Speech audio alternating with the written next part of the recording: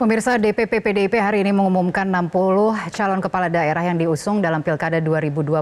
Meski begitu, siapa jagoan PDIP di Pilgub Jakarta belum juga diumumkan, padahal sempat santer beredar informasi Anies Baswedan Rano Karno akan diusung PDI Perjuangan di Pilgub Jakarta. Kita akan langsung membahasnya bersama dengan Direktur Eksekutif Indikator Politik Indonesia, Burhanuddin Muhtadi, yang bergabung bersama kami dari luar studio. Mas Burhan, selamat sore. Sore, Kania. Ya, terima kasih telah bergabung bersama kami. Sebenarnya kami juga mengundang dari pihak PDIP untuk bergabung dalam diskusi ini, tapi sepertinya belum ada yang bisa menyanggupi. Jadi saya akan ke Mas Burhan langsung saja untuk meminta pendapatnya mengenai apa yang kita saksikan hari ini. Ada 6 cagup-cawagup yang dari berbagai daerah yang diumumkan oleh PDIP hari ini, tapi 1 cagup-cawagup tidak diumumkan dan sebenarnya ditunggu-tunggu, dan padahal sinyalnya dari sejak siang tadi sudah ramai sekali dibicarakan di media dan lain sebagainya. Mengapa belum diumumkan sampai dengan sekarang, Mas Burhan? Iya, memang nama Anies sempat sangat mencuat, apalagi muncul Anies sedang meminta pamit dan restu ibunya dengan batik merah, dan kemudian muncul juga foto-foto Anies bersama Rano Karno di ruang tunggu khusus di DPP PDI Perjuangan. Tetapi sampai pidato Ibu Mega ditutup, belum juga keluar siapa nama calon gubernur yang diusung oleh PDI Perjuangan. Jadi memang ada banyak tarik-menarik di internal PDI Perjuangan terkait dengan Anies Baswedan. Dan menurut saya isu yang muncul setidaknya kita bisa kelompokkan dalam 3 bagian ya. Yang pertama, isu yang mengatakan bahwa Anies ditunda untuk diumumkan karena ada indikasi Anies akan ditarget oleh salah satu lembaga penegak hukum. Sesuatu yang menurut saya agak sulit dibuktikan karena itu seperti menambah bahan bakar kemarahan publik kepada rezim, kalau misalnya itu betul. Nah, yang kedua itu isu yang mengatakan bahwa Anies diragukan ideologinya, terutama berkaitan dengan pidato pribuminya waktu dilantik sebagai Gubernur DKI Jakarta 2017. Jadi residu Pilkada 2017 itu masih menggelayuti Ibu Mega. Nah, yang terakhir ini lebih bersifat teknis kan ya. Jadi isu yang mengatakan bahwa PDI Perjuangan itu menunggu komitmen Anies untuk masuk ke partai dulu, dan itu ketemu dengan 2 kali statement Ibu Mega dalam pidatonya yang mengatakan bahwa PDI Perjuangan tidak mau menjadi semacam event organizer buat calon pejabat publik meminjam dan mendompleng partai untuk kemudian ditinggalkan. Jadi ada 3 isu itu yang saya sendiri tidak tahu persis kebenarannya, tetapi saya kira dalam waktu 2 hari kita akan bisa mendapatkan jawabannya. Artinya itu yang kemudian banyak didiskusikan di internal partai, yang kemudian membuat mungkin suara di dalam partai pun belum satu begitu untuk mengusung Anies Baswedan dan Rano Karno menjadi cagup dan cawagup di Pilgub DKI Jakarta, begitu Mas Burhan? Betul. Sebenarnya yang paling menentukan kan Ibu Mega ya, karena Ibu Mega menjadi veto player utama partai yang bernama PDI Perjuangan. Jadi tidak seperti partai lain pada umumnya, PDI Perjuangan itu partai dengan pemegang saham mayoritas tunggalnya di tangan Ibu Mega. Jadi saya melihat memang masih ada semacam kegalauan dalam diri Ibu Mega. Karena kalau kita lihat track record Ibu Mega dalam memutuskan siapa calon yang diusung, itu umumnya rata-rata berasal dari kader PDI Perjuangan. Dan Ibu Mega tidak terlalu peduli soal elektoral, sesuatu yang menjadi kekuatan Mas Anies, terutama dalam konteks Pilgub Jakarta. Kita bisa tarik ke belakang, bukan hanya di Jakarta, tetapi juga di banyak wilayah Ibu Mega melihat faktor ideologi dan komitmen terhadap partai. Dan itu yang menjelaskan mengapa misalnya Jokowi yang diusung dalam Pilkada Jakarta 2012, meskipun saat itu Pak Jokowi sebagai new kid on the block ya di Jakarta, elektabilitasnya modalnya 6% saja. Kemudian itu pula yang menjelaskan mengapa Ibu Mega mendukung Ahok meskipun resistensi dari publik sangat besar pada waktu Pilkada 2017. Jadi kalau melihat track record Ibu Mega semacam itu, ya saya melihat memang kegalauan itu ada di Ibu Mega, bukan di orang di sekitar beliau terkait dengan apakah Anies yang harus diusung ataukah nama lain. Entah itu Ahok, entah itu Pramono Anung, entah itu misalnya nama seperti Risma dan seterusnya. Ya, kalau berkaitan dengan kegalauan yang tadi disampaikan oleh Mas Burhan, mungkin ada satu pernyataan dari Ibu Mega yang disampaikan hari ini yang mungkin akan kita tayangkan ulang untuk kita komentari bersama-sama. Mas Burhan, kita dengarkan terlebih dahulu. Jadi kalau kita perhatikan dinamika politik ini ya, ini buat saya dialektika. Bung Karno mengajarkan pada saya dialektika. Jadi kita bisa lihat gitu. Terus nanti melihat aksi reaksi gitu kan. Nanti semuanya saya ajarin itu, siapa yang enggak mau nurut out gitu aja. Saya pusing karena mau ikut jadi PDI Perjuangan atau mau dompleng aja gitu loh. Saya nggak mau lagi. Ya kalau konsisten aja, kalau mau jadi masuk PDI Perjuangan ya jadi dengan namanya lahir batin tuh ya rohnya roh PDI Perjuangan. Saya tadi nanya itu sama itu Mbak Airin. Ya, nanti mesti pakai ini loh, merah hitam loh. Iyalah, mau dijadikan tapi coba masa nggak pakai.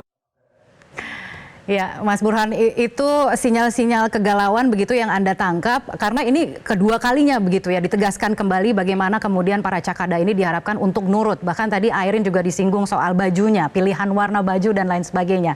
Ini yang kemudian Anda tangkap. Jadi kalau kita membandingkan dengan misalnya apakah suara internal partai atau Ibu Mega yang lebih berpengaruh dalam menentukan siapa sebenarnya cakada yang cocok gitu untuk diajukan oleh PDIP, melihat dari statement tersebut, bagaimana Anda membacanya? Kalau statement itu lebih bersifat teknis ya, ketimbang substantif. Okay. Substantif yang saya maksud itu adalah soal track record ideologis. Dan memang Anies susah memang. Kalau misalnya ukurannya dari situ. Kalau dari sisi teknis, Anies kan bisa saja masuk ke PDI Perjuangan. Dan dari sisi itu mungkin akan mudah buat Ibu Mega mengambil keputusan. Kalau misalnya Anies masuk ke PDI Perjuangan. Tetapi kan tidak semata-mata teknis masuk dan kemudian punya kartu tanda anggota partai, tetapi apakah ya, Anies dianggap lolos uji ideologis atau tidak? Nah, kalau misalnya itu yang jadi masalah, memang menjadi krusial buat Anies melihat track record di pilkada sebelumnya. Cuma kalau alasan yang dipakai Ibu Mega adalah alasan politis strategis dalam rangka untuk mengimbangi dan mengalahkan rezim, dalam hal ini adalah Pak Jokowi maupun Pak Prabowo, Anies adalah senjata yang bisa mematikan. Jadi kalau alasannya adalah politis dan strategis, itu kan berarti the enemy of my enemy is my friend.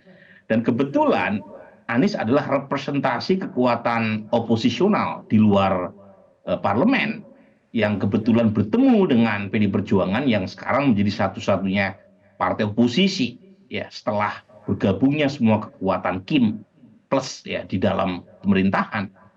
Tapi lagi-lagi ini masih sangat cair di dalam karena saya melihat faktornya bukan teknis mata kan ya. Tetapi dalam diri Ibu Mega itu seperti ada hal yang belum srek gitu ya. Nah, apakah sreknya itu bisa dihilangkan atau dimunculkan dengan masuknya Anies ke dalam PDI Perjuangan? Mungkin itu salah satu yang membantu. Karena jangan lupa kan ya, buat PDI Perjuangan dalam konteks Pilkada Jakarta, PDI punya banyak opsi, termasuk dengan mencalonkan kadernya sendiri atau non kader di luar Anies. Tetapi buat Anies Baswedan untuk bertarung dalam Pilkada Jakarta tidak ada opsi lain kecuali melalui pintu PDI Perjuangan. Jadi sebenarnya dalam konteks ini Anies lebih membutuhkan PDI Perjuangan ketimbang PDI Perjuangan itu sendiri kepada Anies. Dan kalau misalnya syaratnya tanda kutip sekedar masuk ke partai, menurut saya ini saatnya buat Anies untuk berkorban supaya tidak dianggap sekedar menjadikan partai sebagai domplengan atau free rider. Kalau menurut Anda, Mas Burhan, mana kemudian pilihan yang akan diambil? Tadi Anda sempat mengatakan ada alasan ideologis, ada juga alasan politik begitu yang mungkin akan bisa melatar belakangi pilihan yang akan diambil. Kalau kita lihat peta persaingannya paling tidak di Pilgub di Jakarta ini kan paling tidak kita melihat ada satu calon begitu lawan yang sudah diumumkan didukung oleh 12 partai pendukung. Apakah itu akan menjadi pertimbangan juga begitu untuk menentukan pilihan dari PDIP? Iya, nah ini saya kira Ibu Mega akan sangat menunggu detik-detik terakhir ya sebelum akhirnya memutuskan siapa calon yang diusung. Per detik ini masih 50-50 ya, kemungkinan alasan politik strategis untuk mengusung Anies ataukah alasan ideologis. Kalau alasan ideologis yang dipakai, mungkin trade off-nya adalah kader yang diusung tidak punya kans elektoral setinggi Anies dalam rangka mengalahkan Ridwan Kamil Suswono. Tetapi saat yang sama mengusung Anies juga tidak ada jaminan. Jangan lupa Anies ini basisnya dari kelompok Islamis, di mana salah satu kantong masanya ada di akar rumput PKS yang sudah berlabuh bersama Ridwan Kamil. Nah, kalau kita lihat data survei indikator atau survei SMRC, itu kurang lebih sekitar 80-90% basis pemilih PKS itu memilih Anies. Nah, pertanyaannya kalau misalnya ya PKS sudah menetapkan diri untuk bergabung bersama Ridwan Kamil dengan menitipkan kadernya sebagai cawagupnya Ridwan Kamil, berapa banyak kantong PKS yang masih bisa bertahan untuk memilih Anies? Apalagi kalau kita melihat PKS punya doktrin taat kepada Qiyadah. Nah, dugaan saya minimal separuh tuh dari basis pemilih PKS yang sekarang ada di Anies bisa pindah. Nah, kalau tesis ini benar, berarti mengurangi potensi elektoral Anies juga. Belum termasuk ya dalam konteks basis PD Perjuangan yang selama ini berjarak dengan Anies. Nah, kalau kita lihat data-data survei misalnya, survei SMRC, survei indikator, survei Kompas, itu pemilih PD Perjuangan yang memilih Anies sebagai calon gubernur itu baru 7%. Sebagian besar memilih Ahok. Sebagian yang lain memilih Ridwan Kamil. Jadi memang tidak serta-merta dipilih oleh PD Perjuangan kemudian diikuti oleh basis masanya. Kalau misalnya gagal mengartikulasikan, menerjemahkan, menyampaikan keputusan partai ke tingkat bawah akar rumput PD Perjuangan, itu yang terjadi bisa split voting ticket. Dan kalau itu yang terjadi, Anies tidak garansi kemenangan. Tapi lagi-lagi dibanding calon yang lain memang terutama dari kader PD Perjuangan, Anies relatif lebih punya kans ya, karena bagaimanapun Anies adalah incumbent. Tapi lagi-lagi ini faktor yang saya kira akan sangat diperhitungkan minimal sampai tanggal 29. Jadi saya sendiri tidak kaget kalau PD Perjuangan akhirnya memutuskan di injury time sebelum pendaftaran ditutup. Oke, Mas Burhan, jadi Anda titik beratnya adalah di cagupnya, bukan di cawagupnya ya? Ya, Kalaupun kalau ada buat penundaan saya sekarang ini. cawagupnya kan saya kira PD Perjuangan sudah menyiapkan nama seperti Rano Karno, nama seperti Abdullah Azwar Anas, atau nama seperti kader yang lain ya. Saya kira PD Perjuangan tidak kehabisan stok ya di level cawagup. Tetapi di level calon gubernur itu hanya Ahok, nama dari internal partai yang relatif kompetitif. Itu pun masih menyimpan problem masa lalu kan ya, problem abad pertengahan yang dihidupkan 5 tahun lalu pada masa pilkada. Isu zaman batu itu yang membuat Ahok secara competitiveness, secara elektoral itu tidak sekuat Anies, meskipun performanya sebagai gubernur saat itu sangat diapresiasi oleh publik.